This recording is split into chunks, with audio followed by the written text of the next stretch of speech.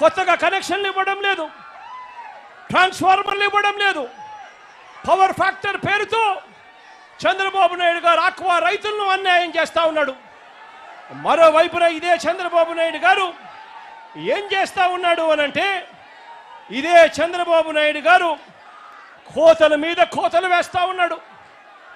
ట్రాన్స్ఫార్మర్లకు ఇచ్చేది 3 phase current కాకుండా కేవలం సింగిల్ ఫేజ్ కరెంట్ ఇచ్చి కోతల మీద కోతలు వేస్తూ రైతాంగం అల్లాడట్టుగా చేస్తా ఉన్నాడు చంద్రబాబు నాయుడు గారు.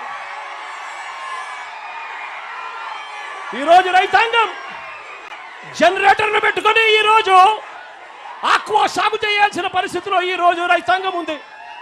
నేను అడుగుతా ఉన్నాను, జనరేటర్లకు పెట్టుకొని ఆక్వా రైతులు సాగు చేయాలి అని అంటే ఇది సాధ్యమయ్యేదా అని అడుగుతా ఉన్నాను. 2 చేతులు పైకెత్తి ఇలా ఇలా ఇలా ఇలా ఇలా ఇలా ఇలా ఇలా ఇలా ఇలా ఇలా ఇలా ఇలా ఇలా ఇలా.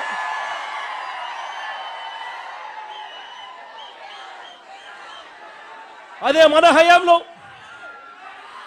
మన హయాంలో రైతన్నలకు తోడుగా ఉండేట్టుగా సీడు, ఫీడు, నీటి నాణ్యత, వ్యాధి నిర్ధారణ, వీటి అన్నింటి కోసం అని చెప్పి ఏకంగా 35 ఆక్వా ప్రాంతాలలో ఇంటిగ్రేటెడ్ ల్యాబులు మనం తీసుకొచ్చి పెట్టాం.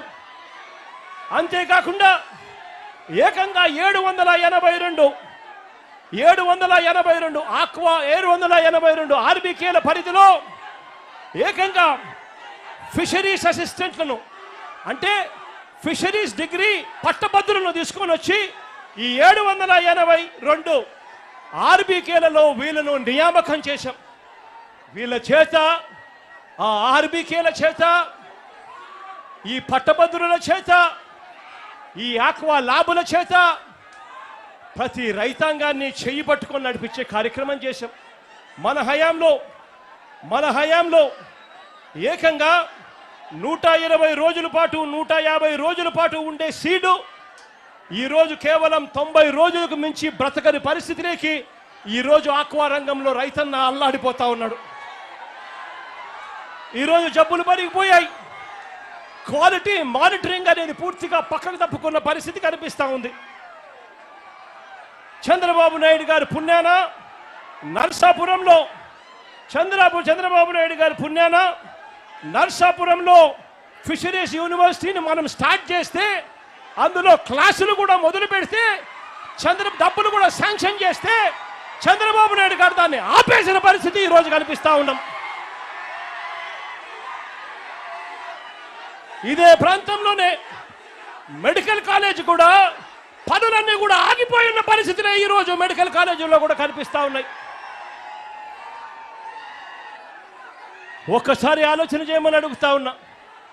మనసున్న పాలకుడు ఉంటే, రైతాంగం పట్ల నిజమైన ప్రేమ చూపించే పాలకుడు ఉంటే, మన హయాంలో వైఎస్ఆర్సీపీ ప్రభుత్వ హయాంలో చేపలు రొయ్యల ప్రొడక్షన్, చేపలు రొయ్యల ఉత్పత్తులు చంద్రబాబు నాయుడు గారి హయాంలో 39 లక్షల టన్నులు ఉంటే, వైఎస్ఆర్సీపీ ప్రభుత్వ హయాంలో అవి ఏకంగా 51 లక్షల టన్నులకు పెరిగాయని చెప్పి కూడా గర్వంగా కూడా చెప్పగలుగుతారు.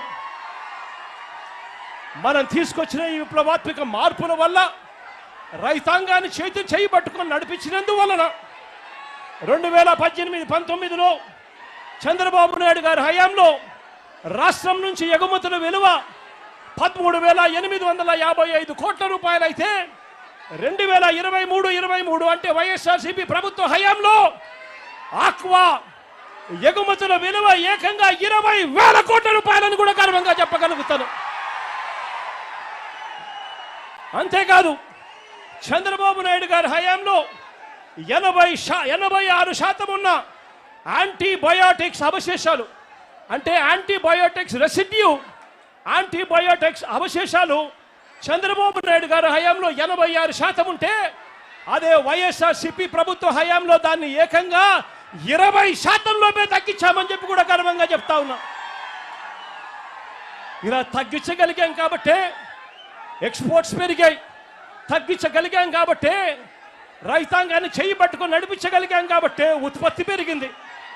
2021-22 వైఎస్ఆర్సీపీ ప్రభుత్వ హయాంలో, 2023-24 వైఎస్ఆర్సీపీ ప్రభుత్వ హయాంలో వరుసగా బెస్ట్ మెరైన్ స్టేట్ అవార్డును సెంట్రల్ గవర్నమెంట్ చేత వైఎస్ఆర్సీపీ ప్రభుత్వ హయాంలో రాష్ట్రం పొందింది అని కూడా గర్వంగా కూడా నేను చెప్పగలుగుతాను.